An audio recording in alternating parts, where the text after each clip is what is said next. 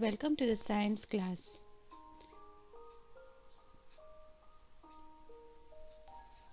Today we will have a look at a new chapter, Motion and Measurement of Distances.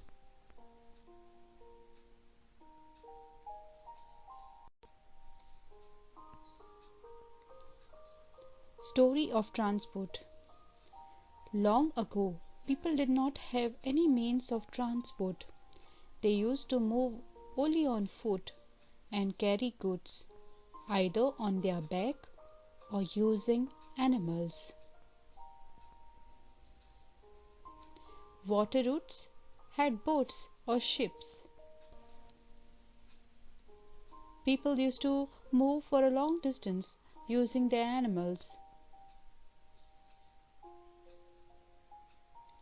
Also, the invention of the wheel made a great difference in the mode of transport. The design of the wheel was improved over thousands of years. Animals were also used to pull vehicles that moved on wheels. Until the beginning of 19th century, people still depended on animal power to transport them from place to place. For transport along water routes, boats were used from ancient time.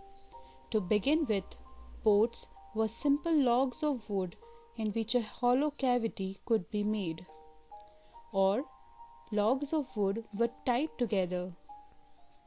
Later, people learned to put together different pieces of wood and give shapes to the boat, where the ships came from. These shapes imitated the shapes of the animals living in water. The fish was seen, the streamline shaped fish was seen, and the boats were made. And now we have big ships with great and modern inventions.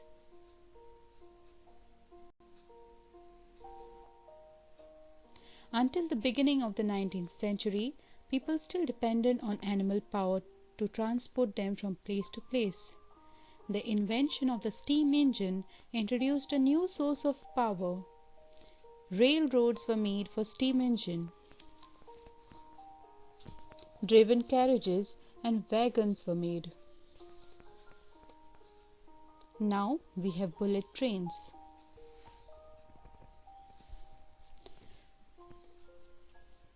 Motorized boats and ships were also used as a means of transport on water.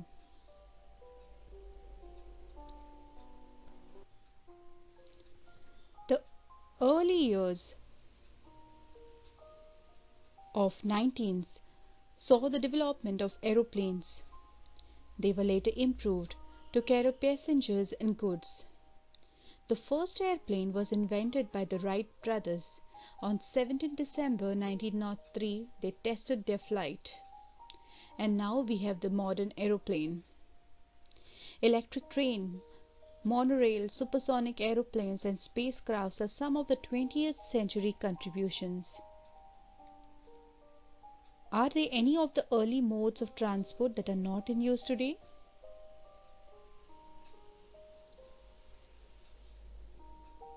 Most of the mode of transport were made or invented by looking at animals. The train was invented by looking at the centipede.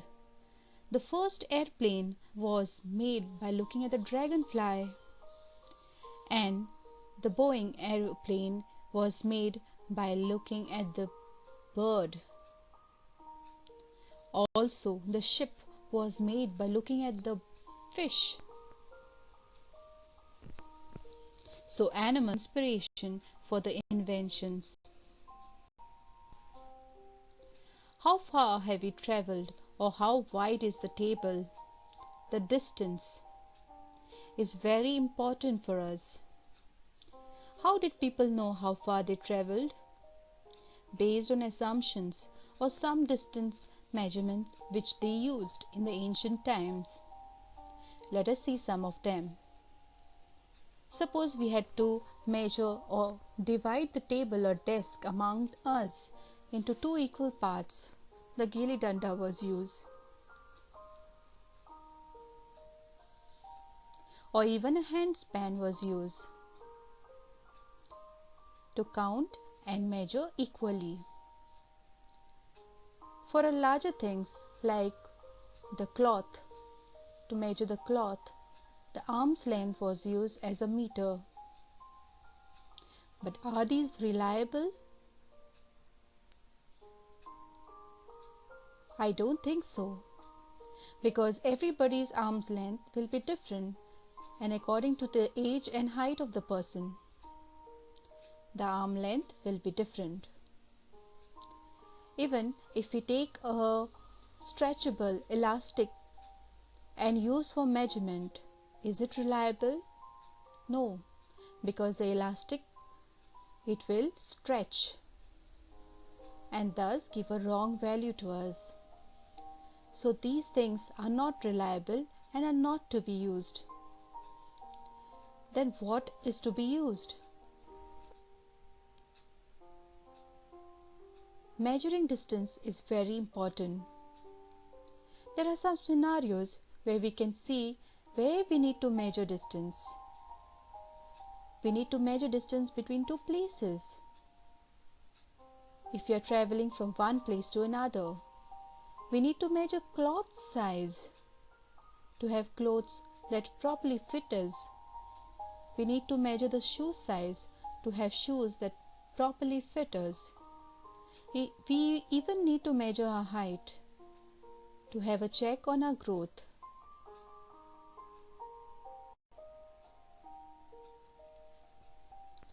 How tall or how small the building is. How tall a person is and how smaller in height the person is. To measure height, we need measurements which are reliable. We can compare between big and small using measurements. So measurements are put into numbers, and these are by standard measurements.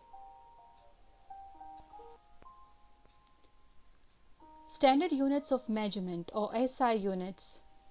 For the sake of uniformity, scientists all over the world have accepted a set of standard units, like the measuring tape, which is used by the tailor or even in the household. We use the scale or the ruler in the school. A meter rod is used in the cloth merchant shop to measure the cloth. International System of Units, or the SI units we call it, is accepted worldwide. The SI unit of length is meter, which is denoted by the small letter m. 1 meter is equal to 100 centimeter, which is much less than the meter. So if you count 1 meter means 100 centimeter. Much less than centimeter is millimeter, and 1 centimeter is equal to 10 millimeter. You can see on the scale 1 centimeter has 10 divisions in it. Those are millimeters. And for counting or measuring large distance, meter is not convenient unit. A larger scale is used called as the kilometer, which is given as km. 1 kilometer is equal to 1000 meter.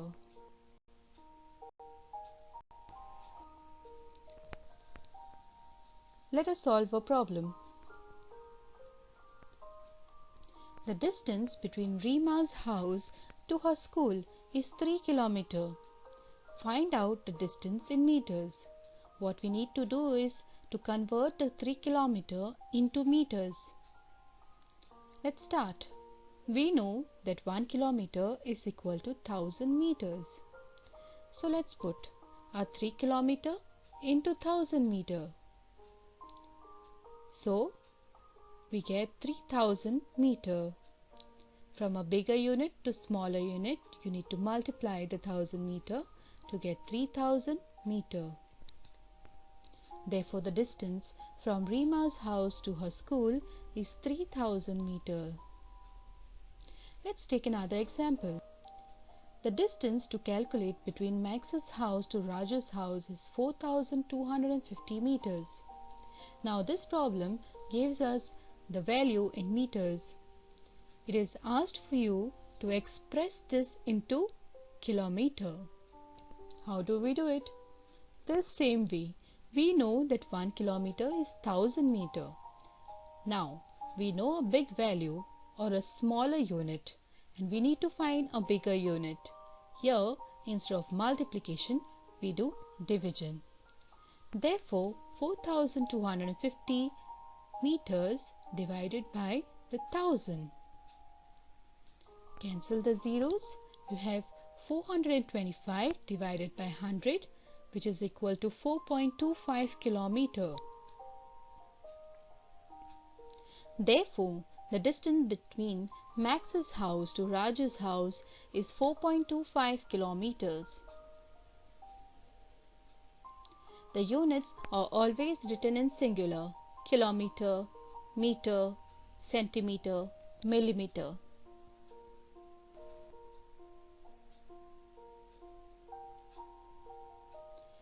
How to do correct measurements? Very important is a suitable device should be used to measure, like the scale or the measuring tape or the meter rod. When we want to measure any object, we need to keep the scale straight, not in the slanting position. This is a wrong method. This is the correct one. Also, if the scale is broken, you cannot see the zero.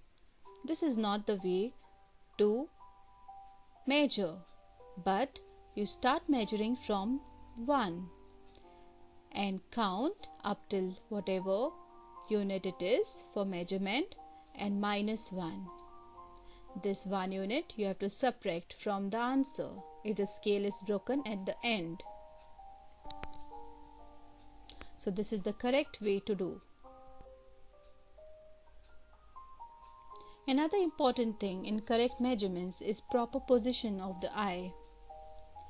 When we see on the scale, we should be facing the scale right down on it, not from the sideways. The person A will see the measurement as 8 centimeter. The person on the C will see the measurement as 7 centimeter. But the correct and actual measurement is 7.5 centimeter, where the person B is in the position or correct vision to see the measurement. So positioning of the eye for proper reading of the scale is very important.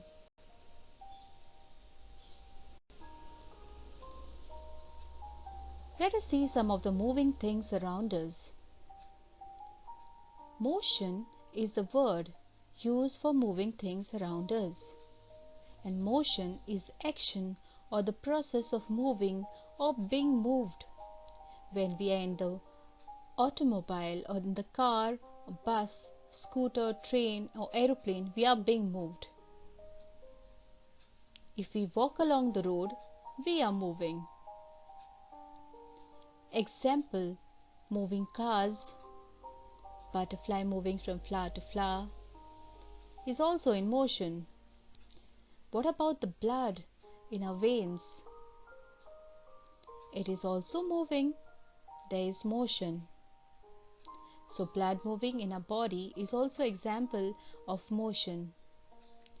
The cricket ball in motion. Children walking down the road. Aeroplane moving in the air. All these things are in motion. So we can define motion as the change in position of an object with respect to time.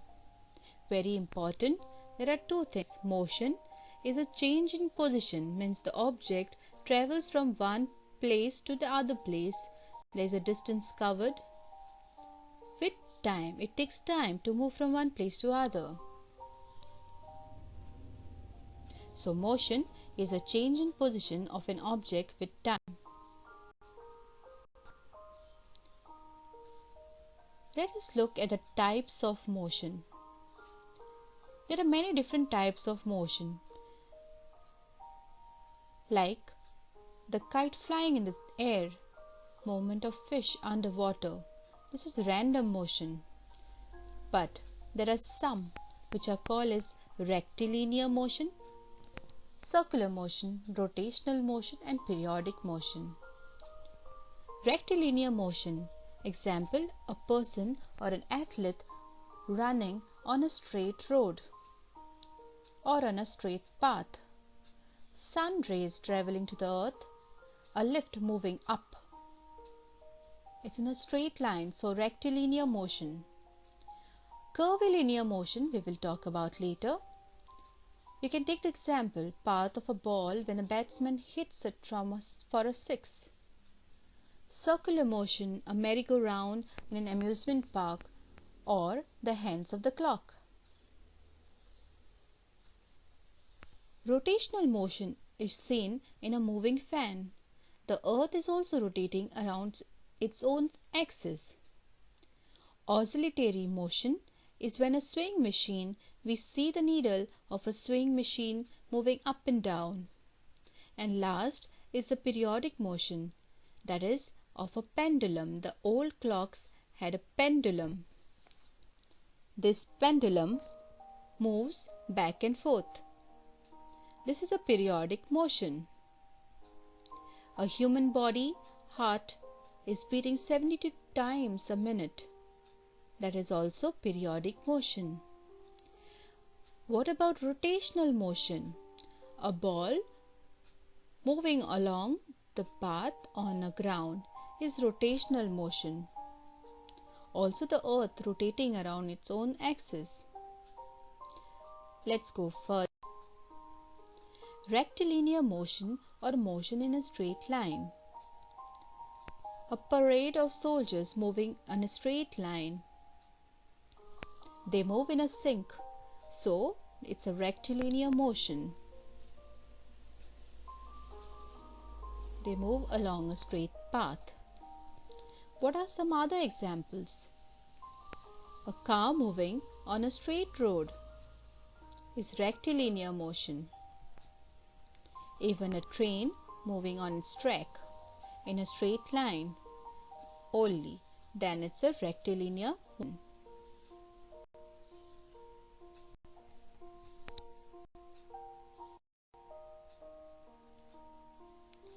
What about this? What type of motion is the car following?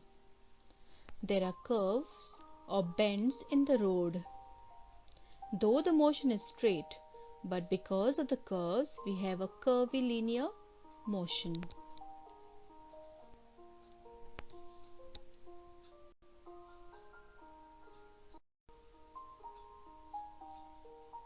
Circular motion. A satellite moving around the earth moving around the sun, a boy moving the stone or a ball tied to a string. Circular motion is from a fixed point around, but it starts or originates from a fixed point. The blades of a fan are example of a circular motion, even of the ceiling fan. The hands of the seconds of the clock is also a circular motion. The second hand, you can see, it moves in a circular motion, but from this point. The fixed point here.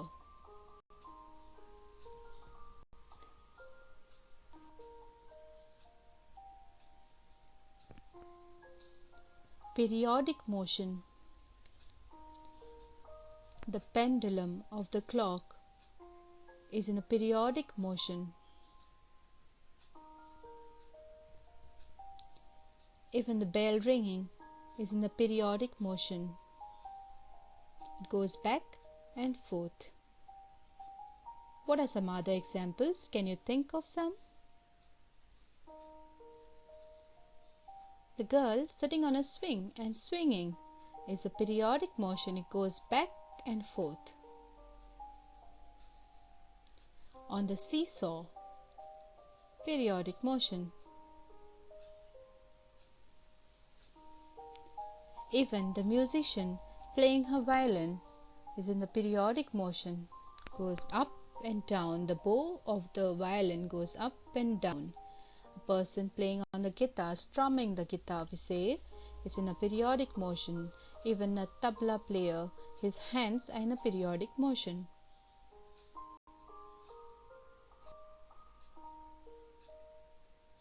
What have we learnt?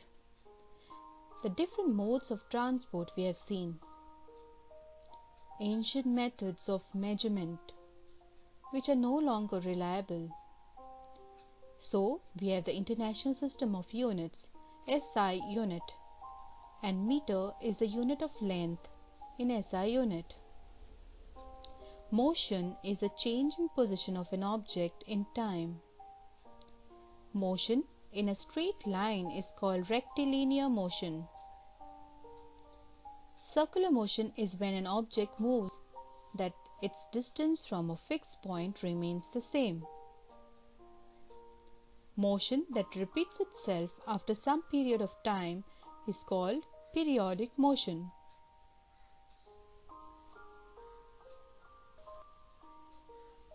Thank you. God bless you. Take care. Stay safe.